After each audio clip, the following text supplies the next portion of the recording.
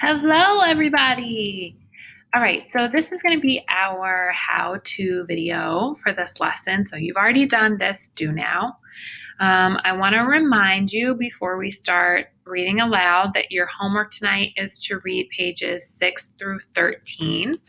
So when you're looking in your book, and the online one looks just the same as this, sometimes you're going to see, hang on, let me just get to a good place here, that like a letter ends in the middle of the page, right? Or towards the end of the page or whatever. So if it says like to that page, you just read to the letter that stops on that page, okay? And you'll see what we mean as we keep going today. So we're going to talk about some themes, and then we're going to do a little bit of read aloud. So there's a copy of the book in the classroom. We uploaded it for you. You can listen to the audiobook on YouTube, and some specific days I'll be doing read aloud in the video, so you can do that as well. All right, so our essential questions for this unit. We're going to be really looking at how is our identity formed? How do we become who we are and believe the things that we believe?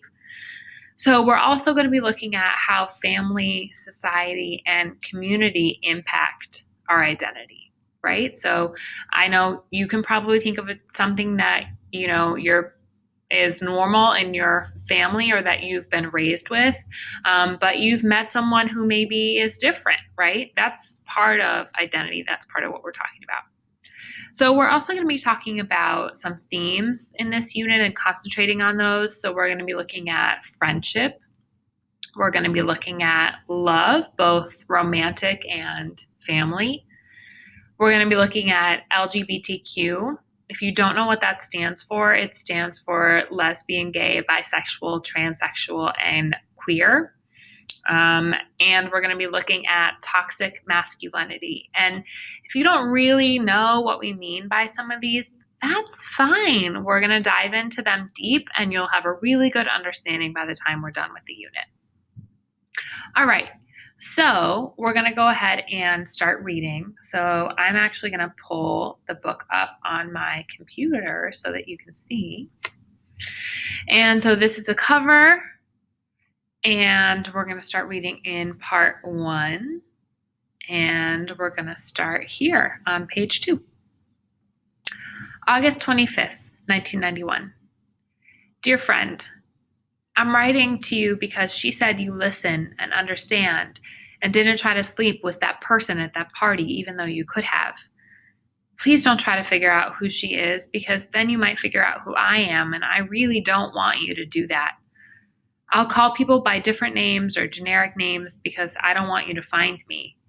I didn't enclose a return address for the same reason. I mean nothing bad by this, honest. I just need to know that someone out there listens and understands and doesn't try to sleep with people even if they could have. I need to know that these people exist. I think you of all people would understand that, because I think you of all people are alive and you appreciate what that means. At least I hope you do, because other people look to you for strength and friendship, and it's that simple. At least that's what I've heard. So this is my life, and I want you to know that I'm both happy and sad, and I'm still trying to figure out how that could be. I try to think of my family as a reason for me being this way, especially after my friend Michael stopped going to school one day this spring and we heard Mr. Vaughn's voice on the loudspeaker. Boys and girls, I regret to inform you that one of our students has passed on. We will hold a memorial service for Michael Dobson during assembly this Friday. I don't know how news travels around school and why it's so very often right. Maybe it was in the lunchroom. It's hard to remember. But Dave, with the awkward glasses, told us that Michael killed himself. His mom played bridge with one of Michael's neighbors and they heard the gunshot. I don't really remember much of what happened after that, except my older brother came to Mr. Vaughn's office in my middle school and told me to stop crying. And then he put his arm on my shoulder and told me to get it out of my system before Dad came home. We then went to eat French fries, at McDonald's, and he taught me how to play pinball. He even made a joke that because of me, he got to skip an afternoon of school and asked me if I wanted to help him work on his Camaro. I guess I was pretty messy because he never let me work on his Camaro before. At the guidance counselor sessions, they asked a few of us who actually liked Michael to say a few words. I think they were afraid that some of us would try to kill themselves or something because they looked very tense, and one of them kept touching his beard. Bridget, who's crazy, said that sometimes she thought about suicide when commercials come on during TV. She was sincere, and this puzzled the guidance counselors. Carl, who's nice to everyone, said that he felt very bad, but he could never kill himself because it's sin. This one guidance counselor went through the whole group and finally came to me. What do you think, Charlie? What was so strange about this was the fact that I had never met this man because he was a specialist. And he knew my name, even though I wasn't wearing a name tag like they do in open house. Well, I think that Michael was a nice guy, and I don't understand why he did it. As much as I feel sad, I think that not knowing is what really bothers me. I just reread that, and it doesn't sound like how I talk, especially in that office because I was crying still. I never did stop crying.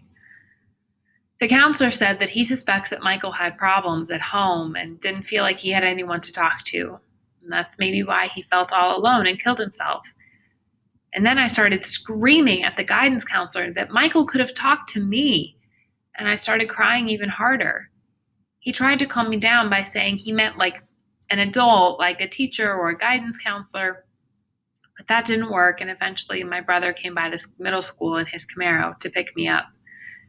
For the rest of the school year, the teachers treated me different and gave me better grades, even though I didn't get any smarter. To tell you the truth, I think I made them all nervous. Michael's funeral was strange because his father didn't cry. Excuse me. And 3 months later, he left Michael's mom, at least according to Dave at lunchtime. I think about it sometimes. I wonder what went on in Michael's house around dinner and TV shows. Michael never left a note, or at least his parents didn't let anyone see it. Maybe it was problems at home. I wish I knew. It might make me miss him more clearly, and it might have made a sad sense. One thing I do know is it makes me wonder if I have problems at home, but it seems to me that a lot of other people have it a lot worse. Like when my sister's first boyfriend started going around with another girl, and my sister cried for the whole weekend. My dad said, "There are other people who have it a lot worse." And my mom was quiet, and that was that. A month later, my sister met another boy and started playing happy records again. And my dad kept working, and my mom kept sweeping, and my brother fixed his Camaro. That is, until he left for college at the beginning of the summer. He's playing football for Penn State, but he needed the summer to get his grades right to play football. I don't think there's a favorite kid in our family. There are 3 of us, and I'm the youngest. My brother is the oldest. He's a very good football player, and he likes his car. My sister is very pretty and mean to boys, and she's in the middle. I get straight A's now like my sister, and that's why they leave me alone. My mom cries a lot during TV programs. My dad works a lot and is an honest man. Aunt Helen used to say that my dad was going to be too proud to have a midlife crisis. It took me until around now to understand what she meant by that. Excuse me, guys.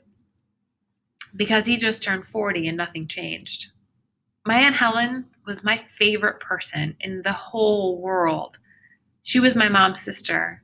She got straight A's when she was a teenager, and she used to give me books to read.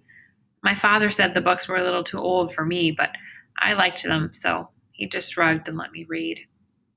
My Aunt Helen lived with the family for the last few years of her life because something very bad happened to her.